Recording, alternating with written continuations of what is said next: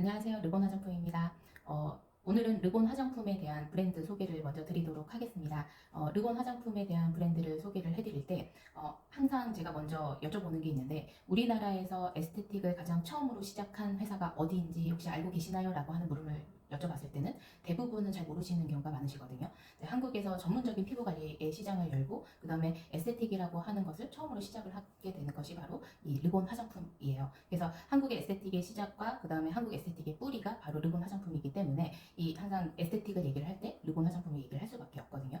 이 얘기를 드리는 이유는 뭐냐면 현재 에스테틱이라는 것은 뭔가 폐쇄적이고 그 다음에 전문성을 기반으로 한 어떤 사업군에 대한 부분들이 이제는 대중화가 되기 시작을 한 것이 바로 코로나 이전의 그 공구라고 하는 블로그 포스팅이라든지 아니면 인스타를 통해서 화장품들이 좀 대중화가 되기 시작을 했고요. 그 다음에 일반 고객들이 홈케어 시장 자체가 발달을 하면서 전문적인 에스테틱 자체를 집에서 개인적으로 하길 원하면서 다양한 제품군들이 발생이 됐거든요. 그래서 아마 이 영상을 보시는 분들도 아실 거예요. 에스테틱이라는 제품이라는 것 자체가 이름을 딴 제품들이 온라인에 굉장히 많이 나오지만 근데 고객들이 원하는 거는 진짜 에스테틱 브랜드란 무엇이고 그 다음에 한국에서 어느 정도 검증이 되고 그 다음에 효과에 대한 입증이 되고 그다음에 진짜 전문가들이 사용을 하는 에스테틱이 궁금하다라고 한다면 이 르본 화장품을 선택을 하는 것이 옳은 방법 중에 하나입니다. 그래서 르본 화장품은 1986년도에 시작이 됐는데 그 이전에 1985년부터 1대 대표님인 신용식 대표님께서 이제 선진국에 있는 에스테틱에 대한 문화를 보기 시작을 하셨어요. 그래서 거기서는 전문적인 피부 교육과 함께 그 다음에 전문적인 케어 시스템이 들어가는 것을 보고 한국에 이제 이 시스템을 도입을 해야 되겠다라고 해서 준비를 해서 시작이 된 것이 바로 1986년이었기 때문에 그래서 한국의 에스테틱의 역사는 현재 39년 정도 된 거고 그 다음에 르본의 역사도 1986년부터 시작이 된 39년의 역사를 가지고 있기 때문에 우리나라의 역사의 근원이 되는 것이 바로 르본 화장품이기 때문에 원장님들한테 굉장히 큰 상징성을 가지고 있는 회사예요.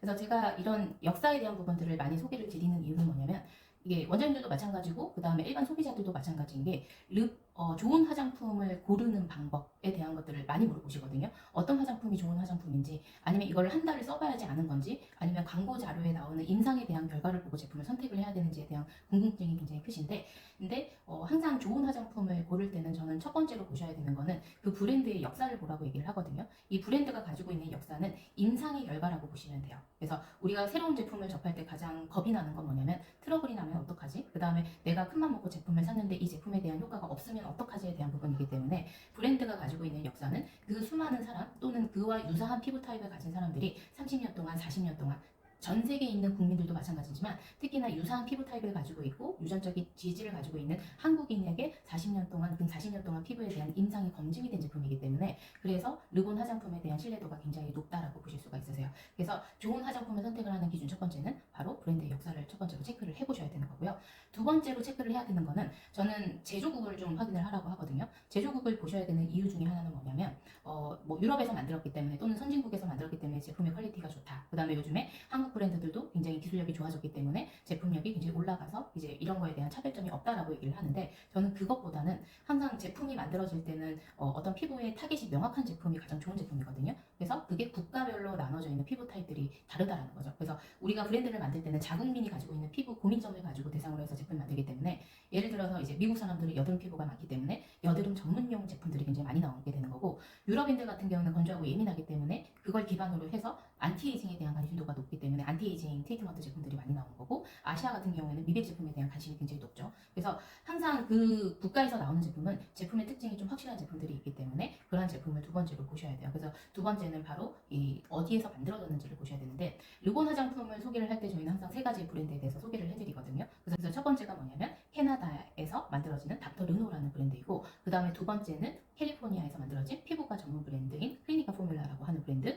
그 다음에 프랑스의 앰플 전문 브랜드인 프로릴리스까지 해서 세 가지의 브랜드가 유통이 되고 있거든요. 그래서 이 세 가지는 이 한국 에스테틱의 역사에서 굉장히 중요한 역할을 했던 것이 테크닉으로만 이루어져 있는 마사지 시장에서 전문적인 에스테틱의 시장으로 갈 수 있었던 건 그때는 뭐 홈케어 제품이라든지 아니면은 트리트먼트 화장품을 다루는 기술력이 없었기 때문에 그래서 마사지를 하고 나면은 얼굴이 빨개지고 예민한 사람들이 많았다는 거죠. 그래서 그때 이제 그 관리를 하시던 관리사분들은 항상 이제 있었던 니즈가 어떻게 해야지 피부가 진정이 될 수 있는지에 대한 부분들을 고민을 하셨었기 때문에 그래서 르본 화장품이 시작이 됐을 때 가장 먼저 선보였던 제품은 바로 예민 라인이었어요. 그래서 그게 바로 캐나다의 홍조 피부들을 대상으로 해서 나왔던 닥터 르노의 더마줄렌 라인이 지금까지 이어져 오고 있는 거고, 그 다음에 또 전문가들이 고민을 했던 부분은 뭐냐면, 마사지로 뭐 안티에이징이라든지 마사지로 피부의 라인을 좀 정리를 할 수 있는 부분들이 있었지만, 여드름 피부는 마사지를 할 수가 없잖아요. 그래서 이제 또 다른 고민점 중에 하나는 뭐였냐면, 여드름 피부를 어떻게 케어를 해야 할 것인가에 대한 부분이었는데, 그 여드름 전문 쪽으로 나온 제품이 바로 클리니카 포뮬라였기 때문에, 그래서 타겟팅이 굉장히 명확한 제품이 됐을 수 있었고요.